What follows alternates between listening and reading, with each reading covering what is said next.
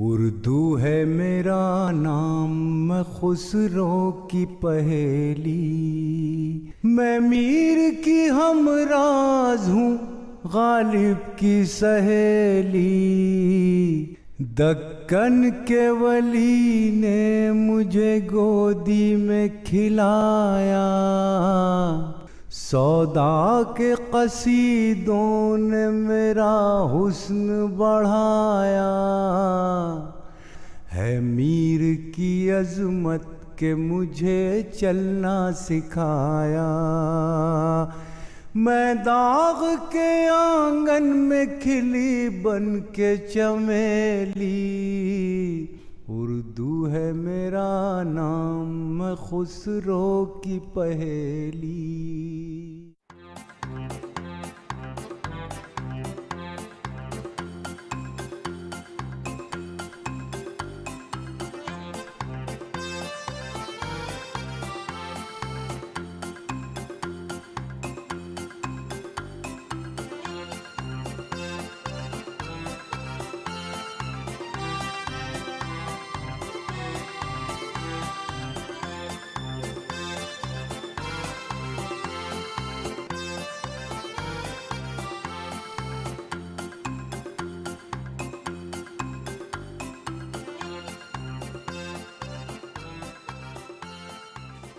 ये रज़ा लाइब्रेरी इसलिए मशहूर है कि नवाबीन रामपुर जो थे ये बड़े इल्मदोज़ लोग थे, और एक ख़ास बात जो हुई कि इनका राइज़ और दिल्ली और लखनऊ का फ़ाल जो है वो एक वक्त में हो रहा है। तो इनके राइज़ से जो हमारे रेयर मैन्युस्क्रिप्ट थे उसको बड़ा फ़ायदा पहुंचा। ये लाइब्रेरी की इब्तिदा 1774 से हुई और मैन्युस्क्रिप्ट्स कलेक्ट होते रहे, मुख्तलिफ नवाबीन ने किए। लेकिन 1857 एक ऐसा मोड़ आया कि जिसमें दिल्ली और लखनऊ दोनों लूटे। लाल किला लूटा, शुजा-उद-दौला का महल लूटा, और उधर साउथ में भी उससे पहले टीपू सुल्तान का महल लूटा। और ये तमाम प्रॉब्लम्स हिंदुस्तान को ब्रिटिश राज के दौरान में शुरू हुई। रामपुर स्टेट का ये राइज़ का ज़माना था, और उसी के साथ साथ ये इल्मदोज़ भी थे। तो नतीजा ये हुआ कि जब लाल किले की लाइब्रेरी के जैसे बाबर ने बकाए में अपने लिखा है कि जब वो आया तो अपने साथ एक अच्छा कलेक्शन किताबों का लाया। तो उसने लिखा है बाबरनामे में कि हिंदुस्तान में बरसात का मौसम आता है, बड़ा खुशगवार होता है, खूब बारिश होती है, लेकिन मेरे मखलूतात को बहुत नुकसान पहुंचता है। जो मॉइस्चर है वो मेरी किताबों को वो करता है। तो इतने इल्मदोज़ लोग थे कि मैं समझता हूँ आज के बहुत से लाइब्रेरीज़ के लोग भी इस बात से वाकिफ़ नहीं होंगे कि जो बरसात का महीना इस वक्त चल रहा है ये हमारी किताबों के लिए डैमेजिंग है। लेकिन बाबर को पता था 16वीं सेंचुरी में। तो ज़ाहिर है जब किताबें लुटती हैं या कोई भी चीज़ लुटती है तो जो भी पैसा देगा वो उधर जाएगा सामान। इन्होंने ये कहा कि भाई किसी भी कीमत पर कोई मखतूता है उसे ख़रीद लो। बहुत से मखतूतात यहाँ मौजूद हैं जिस पर नवाबीन का लिखा हुआ मौजूद है कि आज मेरे लिए बड़ा खुशी का दिन है कि इतना बेहतरीन मखतूता हमें मिला है। तो ये उनकी इल्म दोस्ती का सबूत है। तो 1857 जो है उसका तमाम लखनऊ में जितना वो मैन्युस्क्रिप्ट लुटे, दिल्ली में लुटे, वो और जो पर्सनल कलेक्शंस, ये जो लोग गुरबत की तरफ चले गए उन्होंने अपने कलेक्शंस बेचे, तो ज़्यादातर वो कलेक्शंस रामपुर आए और रामपुर मैं समझता हूँ एक बहुत अहम इल्मी मरकज़ बन के उभरा। बहुत से मखतूतात ऐसे हैं जिनकी सिर्फ़ एक कॉपी, यानी ख़ुद ज़ियाउद्दीन बर्नी की जिसकी तारीफ़ रुशाई हमने शाये की है, उसका सहीफ़े नात मोहम्मदी है, दुनिया में वाहिद मैनस्क्रिप्ट है, वो यहाँ है रज़ा लाइब्रेरी में। इस लिहाज से ये लाइब्रेरी बड़ी अहमियत की हामिल है। और भी लाइब्रेरीज़ होंगी, लेकिन मैं समझता हूँ ये बड़ी अहम लाइब्रेरी। नहीं, हमारे जो स्कॉलरशिप्स हैं वो संस्कृत के लिए है, अरबी के लिए है, फ़ारसी के लिए है और तारीख़ और उर्दू के लिए है। तो इस पे जो लोग काम करते हैं उनको लाइब्रेरी स्कॉलरशिप देती है और उनको हम उन्हीं के स्पेशलाइजेशन का एक मखतूता देते हैं, या तो वो उसको एडिट करें और या वो उसका किसी इंडियन लैंग्वेज में ट्रांसलेशन करें। जो जवाहरलाल नेहरू ने जब भाखड़ा नंगल डैम को इनॉग्रेट किया था तो तब उन्होंने एक जुमला इस्तेमाल किया था कि नए हिंदुस्तान के ये टेम्पल्स हैं। हमारे पास उर्दू मखतूतात के साथ साथ हिंदी मखतूतात भी हैं। देखिए ये हिंदी मखतूतात जो है वो हमारे पास ये रखे हुए हैं, ये यहाँ पर लिखा हुआ है, इनके नाम लिखे हुए हैं, निजात नामा लिखा हुआ है, ये जंग अशार है, पद्मावत है।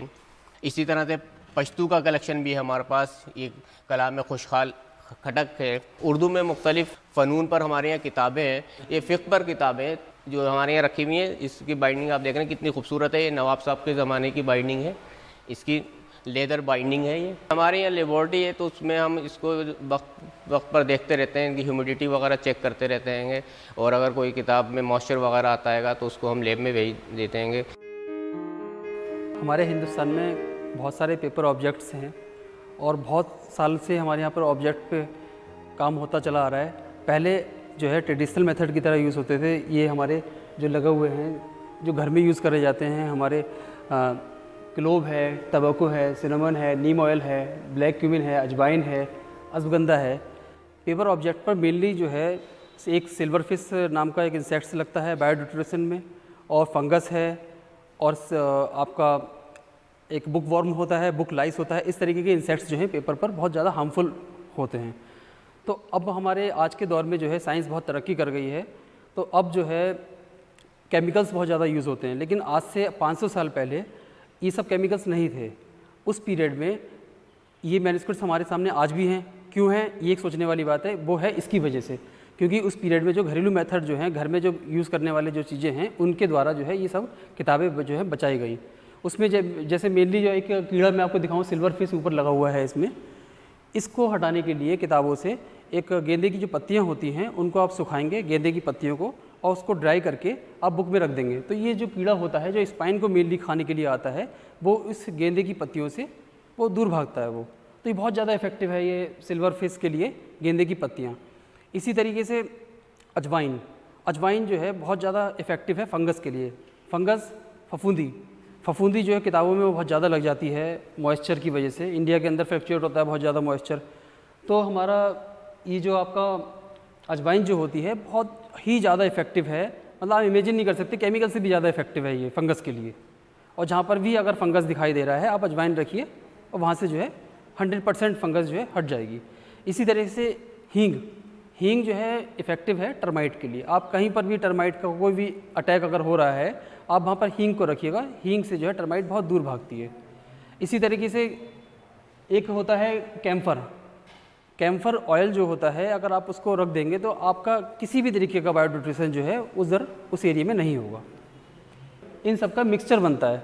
इन सब का मिक्सचर बनाने के बाद एक परसेंटेज होती है, उसका मिक्सचर बनाने के बाद जो है उसमें क्लोव ऑयल, इसको कैम्फर को भी यूज़ कर सकते हैं इसमें। उसको जो है अगर आप एक मिक्सचर बनाएंगे, मिक्सचर बनाने के बाद जहाँ पर आपका स्टोरेज एरिया है अगर वहाँ पर रख दिया जाएगा इसको, तो बुकवर्म, बुकलाइस, सिल्वर फिश, तीनों तरीके के इंसेक्ट जो हैं वहाँ से हट जाते हैं। हम लोग अब सॉल्वेंट क्लीनिंग कर रहे हैं। ये हमारा ऑब्जेक्ट है जो कि बहुत ज़्यादा एसिडिक है, तो इसकी हम पहले सॉल्वेंट क्लीनिंग करेंगे। ये बहुत देखो येलो हो गया है एसिडिक की वजह से। ये हमारा सॉल्वेंट है जो हमने इसको भी वाटर का सॉल्वेंट बनाया है। वाटर के साथ सारे केमिकल्स मिक्स करके इसमें इथेनॉल, हाइड्रोजन पेरोक्साइड और OPP डाला है फंगस के लिए। इसमें हम इसको अपने फोलियो को हम ऐसे ही नहीं डाल सकते पानी में, ये नहीं कि इसमें ख़राब हो जाएगा, पानी में इसके फोलियोस फाइबर्स ख़राब हो जाएंगे। तो हम पहले एक पॉलीथीन शीट लेंगे, उसके ऊपर अपना फोलियो रखेंगे और इसे धीरे धीरे पानी में डालेंगे। जो हमारा पानी के साथ ये धीरे धीरे पानी में डिप कर देंगे। इसे थोड़ी देर के लिए पानी में ही रहने देंगे, जिससे इसका एसिडिटी जो है वो पानी में निकल जाए।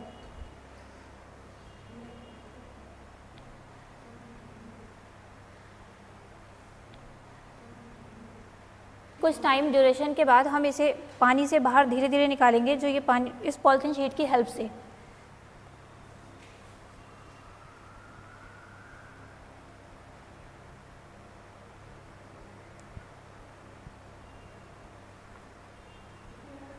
फिर इसे धीरे से इस ब्लॉटर पे ट्रांसफ़र कर देंगे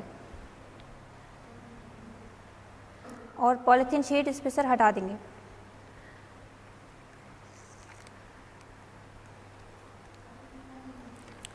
this is the solvent cleaning. ये हमने सॉल्वेंट क्लीन की है। देख सकते हैं आप पानी में येलोनेस आ गई, ये एसिडिटी इसमें से रिमूव हो रही है। कंजर्वेशन ये नहीं है कि आप लिया और कोई लेमैन का काम नहीं है, एक ट्रेन टीम इस टीम को इसको काम को करती है और बहुत पेशेंस का काम है, साइंटिफिकली वर्क है, स्लो वर्क है कंजर्वेशन। तो इस तरह की परेशानियां उठाते हैं कि कभी कभी मैंने मतलब इंस्टीट्यूशन के जो हेड्स हैं या दूसरे डिपार्टमेंट्स के लोग हैं वो इस तरह की बात कहते हैं कि जल्दी से करके दे दीजिए। तो कंजर्वेशन जल्दी से करके नहीं दिया जा सकता।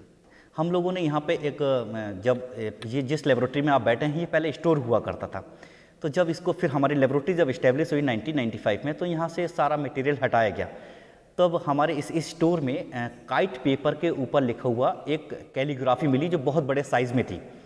वो कैलीग्राफी हमने भी ऐसी सोचा कि ये बहुत काइट पेपर के ऊपर है, ऐसी होगी। जब हमने उसको छोटे छोटे पीस में वो टूट चुका था। वो काइट पेपर था और अप्रॉक्सीमेट 100 साल पुराना। आप एक आइडिया लगा सकते हैं तो 100 साल में वो काइट पेपर किस कंडीशन में होगा। पाउडरी फॉर्म में आ रहा था। एंड जब हमने उसको देखा तो उसमें कुरान के 13 पारे लिखे हुए थे। उसका जो स्ट्रक्चर बना हुआ था, वो जो नज़फ़ में हज़रत अली का रोज़ा है उसका स्ट्रक्चर बना हुआ था। उसमें अल्लाह के 99 नेम्स थे। तो वो एक ऐसी चीज़ थी जिसको आप टच नहीं कर सकते थे। बहुत बड़ा पोर्शन, बहुत बड़े साइज़ का वो ऑब्जेक्ट जो ज़मीन में पड़ा हुआ था, उसको रेस्टोर करना जो हमारी इस लेबोरेटरी में इस पिछले 17-18 साल में एक चैलेंजिंग था हमारे लिए। उतना चैलेंज काम हमने आज तक नहीं करा जितना काम हमने उससे करा। और उस ऑब्जेक्ट को आज भी देख के बहुत खुशी मिलती है कि हमने वो ऑब्जेक्ट रेस्टोर करा। और हमारे पास इस तरह की सारी हमारी मशीन से हमारा जो वर्क है जो चलता रहता है। जी देखिए, ये है फ्यूमिगेशन चैम्बर। मैं आपको दिखाता हूँ।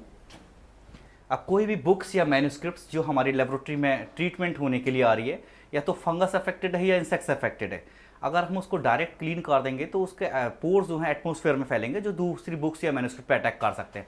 तो सबसे पहले हम उसको फ्यूमिगेट करते हैं। ये एक स्पेशल चैम्बर होता है जो एयर टाइट होता है। इसमें हम अपनी ये बुक्स या मैन्युस्क्रिप्ट को इस तरह से वी शेप में करके रखते हैं और अपना केमिकल्स रखते हैं। 2 तरह के केमिकल्स हैं, इंसेक्ट्स के लिए अलग है एंड फंगस के लिए अलग है। फिर जो हमारा केमिकल्स है वो रूम टेम्परेचर पे मेल्ट हो जाता है और उसकी फ्यूम्स इसके अंदर भरती हैं। और ये चैम्बर एयर टाइट होता है तो जितने भी उसमें जो इंसेक्ट्स या फंगस है वो सब कुछ इसके अंदर किल हो जाती है। अब सबसे इंपॉर्टेंट चीज़ कि जो फ्यूम्स जो टॉक्सिक है, जो इंसेक्ट्स और फंगस को किल कर रही है, वो ह्यूमन बींग्स के लिए भी बहुत ज़्यादा डेंजरस है। जब हम इसको ओपन करेंगे तो सारी फ्यूम्स बाहर आएंगी जो हम इनहेल करेंगे। तो इसी तरह हमारा एक ये चैम्बर हमने बनवा रखा है फ्यूम हुड। ये बहुत सख्त हैवी पावर से चलता है। तो हम इसको खोल के अपना मेन गेट बंद कर देते हैं तो जितनी फ्यूम्स हैं ये हैवी सक के थ्रू ऊपर छत से ऊपर बाहर निकल जाती हैं, जो हम लोगों के लिए सेफ है। ये इस तरह करके बंद अपना टेम्परेचर रख दिया जाता है। ये इसका स्पेशल लॉकिंग हैगा जो इसको फुल्ली टाइट रखता है, एक ऊपर और एक नीचे। हमने कुछ अपने ब्लू ऑफ्स जो वर्क हमारी कंजर्वेशन लेबोरेटरी में हुआ है जो हम रिटर्न कर देते हैं, उनको फोटोग्राफ्स के थ्रू हमने एक छोटी सी अपनी गैलरी बना रखी है। आपको दिखाता हूँ। देखिए, ये जैसे एक एग्जाम्पल आप देखिए, ये अवध के एक नवाब की पेंटिंग है और टाइम के साथ किस तरह से डैमेज हुई है। And this is the same after conservation. ये वो ऑब्जेक्ट है जिसको हमने आपको अभी लेबोरेटरी में बताया था कि सबसे इंपॉर्टेंट ऑब्जेक्ट लेबोरेटरी में जो हम लोगों के लिए एक चैलेंजिंग था। अब आप देख रहे हैं कि ये बहुत बड़े साइज़ का एक ऑब्जेक्ट था, कैलीग्राफी, एंड बहुत छोटे छोटे हिस्सों में टूटा हुआ था। पतंगी कागज़ पे था। अब आप देखिए कैसे छोटे छोटे हिस्सों में टूटा है। फोटोग्राफिक पॉइंट्स ऑफ व्यू से हमने इसको इकट्ठा करके रखा है। And this is same after conservation. अब आप जितना इसमें ये ब्लैकिश देख रहे हैं ये राइटिंग है। इसमें कुरान के 13 पारे लिखे हैं। ये जो स्ट्रक्चर जो मैं आपको बता रहा था, ये हज़रत अली का जो नज़फ़ में रोज़ा है उसका है। एंड इसमें 99 नेम्स ऑफ अल्लाह हैं। अब आप देखेंगे कि ये जो पोर्शन आप ऊपर का जो मिसिंग पोर्शन था उसको हमने थोड़ा सा टोन डाउन किया है। हम चाहते तो इसको बिल्कुल मैच करा सकते थे, लेकिन उसकी एक एस्थेटिक वैल्यू बनाए रखने के लिए कि क्या ओरिजिनल है और क्या एडिशनल हैगा।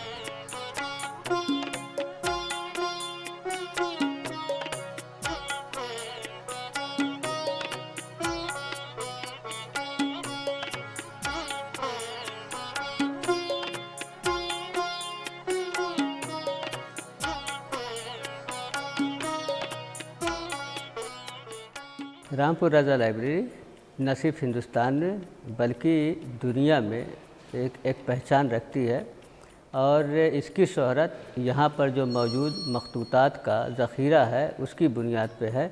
आप देखेंगे तो ये लाइब्रेरी तकरीबन 200 साल पुरानी है।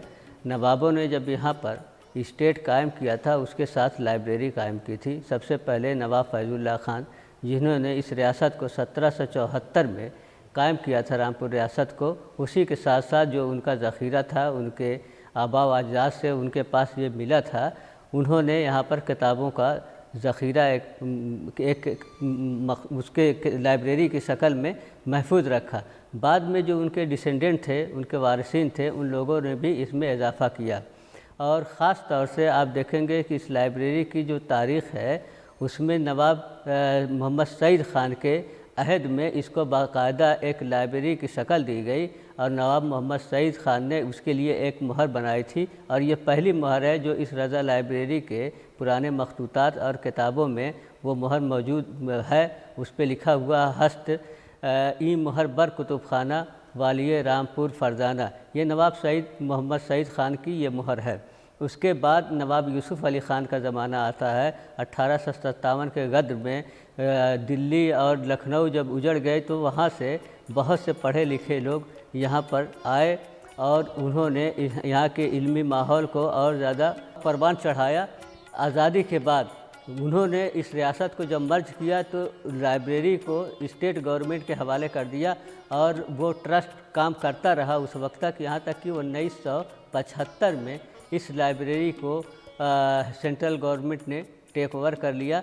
एक्चुअली यहाँ पर 17,000 मैन्युस्क्रिप्ट्स हैं और उसमें से बहुत बड़ा ज़ख़ीरा जो है अरबी, फ़ारसी का और उर्दू का बहुत बड़ा ज़ख़ीरा है। इसके अलावा 5,000 मिनीचर पेंटिंग है जो मुग़ल पेंटिंग के का बहुत अच्छा कलेक्शन है। दुनिया में अगर कोई भी आदमी मुग़ल पेंटिंग पे रिसर्च कर रहा है तो यहाँ पर आए बगैर आप समझिए कि उसकी रिसर्च कंप्लीट नहीं होगी। अरबी ज़ख़ीरा मखतूतात में बेशुमार कीमती नुस्खे हैं और कापियाँ हैं और किताबें हैं। फॉर एग्ज़ाम्पल यहाँ पर रामपुर रज़ा लाइब्रेरी में चमड़े पे लिखा हुआ कुरान मजीद है जो हज़रत अली रज़ी अल्लाह अन्हु के हाथ का दस्त मुबारक का लिखा हुआ बताया जाता है, उनसे मंसूब है।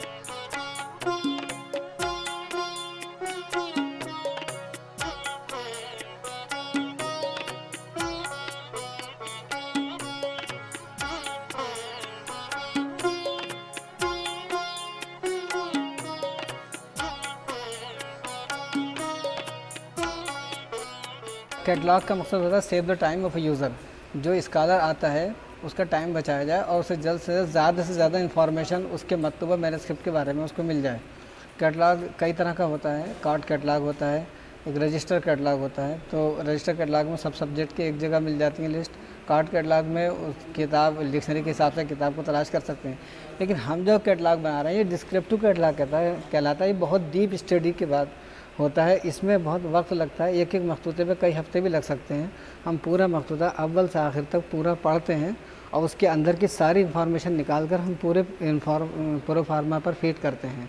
इसमें आथर, मुसन्निफ़ का ज़माना, लिखने वाला स्क्राइबर ने किस सन में लिखा है, किस स्क्रिप्ट में लिखा है, कितने पेज का मखतूता है, उसमें कोई मोहर है तो उस मोहर को डिसाइफर करना, उस मोहर से पीरियड निकालना। अम्मा बाद अल्हम्दुलिल्लाहि व अहलिही वहदा वस्सलातु अला नबीही व अहलिही बादा फ़यक़ूलुल जानी अर्राजी अफ़ रब्बिही अलफ़ू वर्रज़ा अफ़क़रु खलीक़तिही इलैहिल मुश्तहर व मुहज़्ज़बुद्दीन अहमद बिन अब्दुर रज़ा। तो ये इसमें बता रहा है मुसन्निफ़ कि मैं किस अल्लाह ताला की तारीफ़ करके और हम्द व सना बयान करके और उसके बाद ये कि मेरा नाम ये है और मैं इस किताब को शुरू कर रहा हूँ। तो इसमें आखिर में मुसन्निफ़ ने हर एक में अपना नाम भी दिया है, लेकिन जो चीज़ मिस हो गई है वो अरशी साहब को भी नहीं मिल पाई। इस पूरे ये हैंड लिस्ट अरशी साहब का कैटलॉग है, वो पीरियड नहीं मिल पाया कि किस ज़माने में लिखा, लेकिन अल्लाह का शुक्र है हमने तलाश करके उस फ़न तिब के एक दूसरे सब उसमें जा कर के ये तलाश किया कि फ़न मुइम्मा में उसने लिखा था मुसन्निफ़ ने अरबी के अंदर कि मशक़हा बिदायतन व निहायतन यौम साबे मिनत शहर तासे मिनत सनत सानिया मिनल अशर तासे मिनल मियतुल उला मिनल अल्फ सानी। वो इस तरह वो लिख रहे हैं कि दूसरे हज़ारे की पहली सदी के 90 दहाई के दूसरे साल में मैंने ये किताब लिखी। इसका मतलब 1082 हिजरी ओम में। स्वस्ति श्री भगवते नमो नमः गुरुम गणपतिम नत्वा दुर्गाम वाणी महेश्वरम भास्करम वटुकम विष्णु महाकालीम जगन्मयी। ये मैं संस्कृत के मैनुस्क्रिप्ट्स की कैटलॉगिंग कर रही हूँ। यहाँ पर लगभग 350-400 के करीब मैनुस्क्रिप्ट्स हैं, जिनमें से 333 का कैटलॉग तैयार है। लेकिन कुछ किताबें ऐसी हैं जो छूट गई हैं, 2-4 किताबें छूटी हुई हैं, प्लस कुछ किताबों में थोड़ी बहुत मिस्टेक रह गई है बनाने वाले से, तो इसको दोबारा से बनाया जा रहा है। दूसरी बात यह है कि ये जो पैटर्न है वो पुराना जो है वो चेंज है और नया वाला जो पैटर्न है वो हमारे डायरेक्टर सर ईरान से लेके आए हैं, तो इसके अकॉर्डिंग ये बन रहा है। मुसल्ले कलम बावजू अज़ आप इमदाद बरसजादा सफ़ाए नमाज तहरीर उन्वान बल्हम्दुलिल्लाह रब्बिल आलमीन आगाज़ गर्दानीदा बरअल्लाहुम्मा सल्ली अला मुहम्मदिन सल्लल्लाहु अलैहि वसल्लम।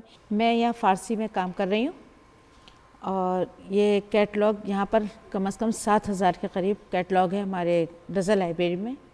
अब तक जितने कैटलॉग इसका छपा है, हमारी फहरिस्त साजी हुई है, वो 3 जिल्दें हैं उसमें, लेकिन वो सिर्फ इंडेक्स के तौर पर है। लेकिन अब हम जो बना रहे हैं इसका वो एक डिटेल से बना रहे हैं। एक और चीज़ होती है इसमें, जिदवल कहलाता है, जो आउटलाइन होती है और वो कलर्ड से होती है। देखिए जैसे ये है और ये जिदवल कहलाता है। इसके और बिल्कुल बॉर्डर पे ये बारीका कहलाएगा, इसको हम जिदवल कहेंगे, इसको बारीका। और जब शुरू होगा तो हम उसको लॉ कहते हैं, जो बहुत खूबसूरत सा बना होता है। इसके बारे में हमें पूरी डिटेल्स देनी होती है काहे में, अबाउट बुक में। कई मरतबा ऐसा होता है कि हम उसकी राइटिंग को, जो पुरानी राइटिंग्स हैं उनको नहीं पढ़ पाते। वो एक फ़न कहलाता है पूरा डिसाइफरिंग, कि उसको जो मुश्किल ज़बान है उसको पढ़ना। अब क्योंकि ज़बान आहिस्ता आहिस्ता साफ़ हो गई है, लिखने में भी और पढ़ने में भी, तो इसलिए जो पुरानी ज़बान है उसमें कई मरतबा ऐसा होता है कि फ़ैक्ट्स रह जाते हैं, नहीं पढ़ पाते हैं, उसके पढ़ने वाले कम हो गए। तो ये बहुत अहम काम है इस एतबार से। दीवान गैरत के नाम से है। अब मुझे क्या परेशानी है कि गैरत ना, ये तो इनका पेन नेम हो गया, इनका नाम क्या है? एक्चुअली ये रिसर्च वर्क है, कम्प्लीटली रिसर्च वर्क है। अब मेरे पास इतने रेफरेंस बुक्स हैं, मैं नेट से भी सर्च करता हूँ, मैं बुक्स में जो हमारे पीछे दे रखे हैं रेफरेंस बुक्स, उसमें भी देखता हूँ। तो एक बुक है, उसके अंदर उनका मिला कि शाहजहाँ के दौर में एक गैरत हुआ करते थे। मैं उसको मेमोरेंडम एक हमारे यहाँ वो है, तो उसमें मैं उसको दूंगा कि वो शाहजहाँ के दौर में ख्वाजा कामगार हुसैनी के नाम से एक थे, कामगार हुसैनी, और उन्होंने जो है शाहजहाँ की तारीख़ लिखी है। तो क्या वो हो सकते हैं? नहीं तो एक और नाम है, वो नवाब के नाम से, इत्तेफाक से वो भी गैरत है। तो वो कौन से गैरत है? तो इसमें क्योंकि दिया वो नहीं है कि ये गैरत तो इनका पेन नेम है, बट वो उनका नाम क्या है एक्चुअल। तो एक्चुअल नाम पता चलेगा तो पीरियड पता चलेगा, पीरियड पता चलेगा तो उस टाइम का जो सिनेरियो है, उस टाइम का जो माहौल है, उन्होंने किस के ऊपर लिखा है, क्या लिखा है, उनका मकसद क्या था, ये सब चीज़ें हम पॉइंट आउट कर सकते हैं।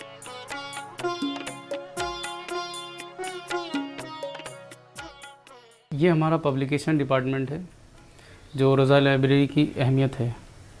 हमारे पब्लिकेशन में 136 पब्लिकेशन हैं जो हम छपवाते रहते हैं। हमारे यहाँ ज़्यादातर जो कलेक्शन है पब्लिकेशन में वो हमारे मैन्युस्क्रिप्ट का है। हमारी जो मैन्युस्क्रिप्ट का बेशकीमती ख़जाना है उसको हम वक्तन फ़वक्तन, टाइम टू टाइम इसमें पब्लिश करते रहते हैं और छपवाते रहते हैं। इसमें जो भी ऑफिसर होते हैं उनकी अहम भूमिका होती है और उसमें काम करते रहते हैं। जैसे ये हमारे यहाँ वाल्मीकि रामायण है, ये 3 खंडों में है हमारे यहाँ वाल्मीकि रामायण। इसकी सबसे बड़ी खासियत ये है कि ये दुनिया की पहली ऐसी रामायण है जो बिस्मिल्लाहिर्रहमानिर्रहीम से स्टार्ट हुई है। इसकी खासियत ये है कि ये रामायण है और बिस्मिल्लाहिर्रहमानिर्रहीम से स्टार्ट है। तो ये गंगा जमनी तहज़ीब का एक बहुत ही मजबूत उदाहरण है, हिंदू मुस्लिम एकता का बहुत ही मजबूत उदाहरण है। ये सुमेर चंद ने लिखी थी। इसको लिखने वाले एक हिंदू थे, पर्शियन में लिखा है उन्होंने। इसकी खासियत यह है कि ये पर्शियन में लिखा और एक हिंदू ने लिखा। रामायण ये बादशाह फ़र्रुखसियर के ज़माने में लिखी गई थी सुमेर चंद के द्वारा, और अब इसका ट्रांसलेशन हिंदी में हुआ और इसको लिखने वाले मुसलमान हैं दोनों, प्रोफेसर शाह अब्दुल सलाम साहब और डॉक्टर वक़ारुल हसन सिद्दीकी साहब, जो यहाँ दोनों OSD के पद पर मौजूद थे पहले। एक चीज़ और है, ये पेंटिंग्स जो हैं ओरिजिनल में, ये पेंटिंग्स हमारे यहाँ इसमें मौजूद हैं, सारी पेंटिंग्स इसमें दी हुई हैं। जैसे ये पेंटिंग्स है, ये ऊपर डिटेल दे रखी है, वैसे ही उसकी हिंदी है बनाई दी है। ये 3 खंडों में हमारे यहाँ है और ये हमारे पब्लिकेशन में बहुत बिकती है। ये हमारा रामपुर का इतिहास है। इसमें 1930 से 1949 के बीच का जितने हालात हैं सारे दिए हुए हैं। रामपुर की सारी हिस्ट्री इसमें मौजूद है और रामपुर के हिसाब से अच्छी किताब है। ये नहजुल बलागा है, ये हज़रत अली करमल्लाह वजहू से रिलेटेड है, उनसे मुताल्लिक़ किताब है। ये मैन्युस्क्रिप्ट है, मैन्युस्क्रिप्ट की कॉपी ही है, इसको छपाया नहीं है लेकिन मैन्युस्क्रिप्ट को कॉपी कर दिया है। जो हमारे डायरेक्टर हैं प्रोफेसर SM अज़ीज़ुद्दीन हुसैन साहब, इन्होंने बहुत अच्छा काम किया है। ये तारीख़ फ़िरोज़ शाही है, ये ज़ियाउद्दीन बरनी की लिखी हुई है। और ज़ियाउद्दीन बरनी जो थे वो मुरीद थे हज़रत शेख निज़ामुद्दीन औलिया रहमतुल्लाह अलैह के, जिनका दिल्ली में मज़ार है। ये सरगुज़िश्ते दिल्ली हिंदी में है हमारे यहाँ। ये भी जीवन लाल की ज़ुबानी है। जीवन लाल एक मुंशी हुआ करते थे 1857 में। उनकी डायरी पे सब नोट कर लिया करते थे, वो जो हालात गुजरे उस टाइम में उनकी डायरी से नोट किए गए हैं। उनकी डायरी मिल गई थी कहीं, तो उसके हालात इसमें नोट हैं। हम हर जगह बुक फेयर में भी जाते हैं, बढ़ चढ़ कर हिस्सा लेते हैं और अच्छा रिस्पांस भी हमें मिलता है।